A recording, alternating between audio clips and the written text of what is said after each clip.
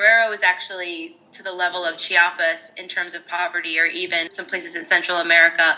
But then it has this one city, Acapulco, with all of its tourism that sort of made it so that people could look aside to the statistics that showed how bad things were in Guerrero State. But then Acapulco took a really deep fall with the drug war and all of the gang violence that was going on there, and people started paying attention to Guerrero, and this citizen police, or, as some people term it, vigilante movement, started growing and spreading across Guerrero State and also in Michoacan. And people started taking more notice. And so I kind of jumped on that opportunity to cover the story for news outlets. It's basically like a neighborhood watch. So if they get a call that there's this issue or that issue, they'll go out on the road and take care of it. But there can be times when there's very long lulls.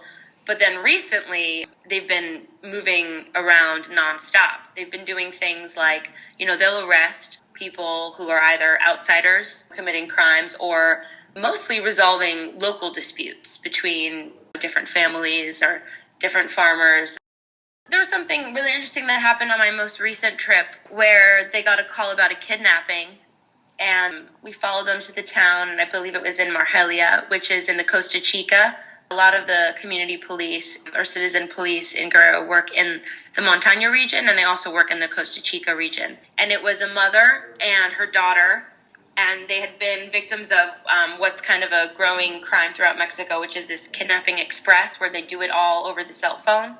They'll call you, and they'll know everything about you, and they'll know where you are, and they'll kind of lead you into this kind of virtual kidnapping. And it's a really terrifying reality that a lot of people are living, but it's part of just this widespread extortion and violence, and anyone that's making any little bit of money is going to get it extorted from them. I saw the woman who had been over the phone kind of kidnapped, and they'd called her, and she had done, the mom thought her daughter had been kidnapped. The daughter thought that they were going to kill her mother, and this was all happening over the phone to the both of them. And they knew all this information about them because they worked at a local taxi stand. And I guess the boss of the taxi stand wasn't paying up. He wasn't paying whatever he was supposed to the extortionists. But it was just really interesting to watch how after this happened, they didn't go to the police. They didn't go to the federal police or the state police or the municipal police. They went straight to the community police.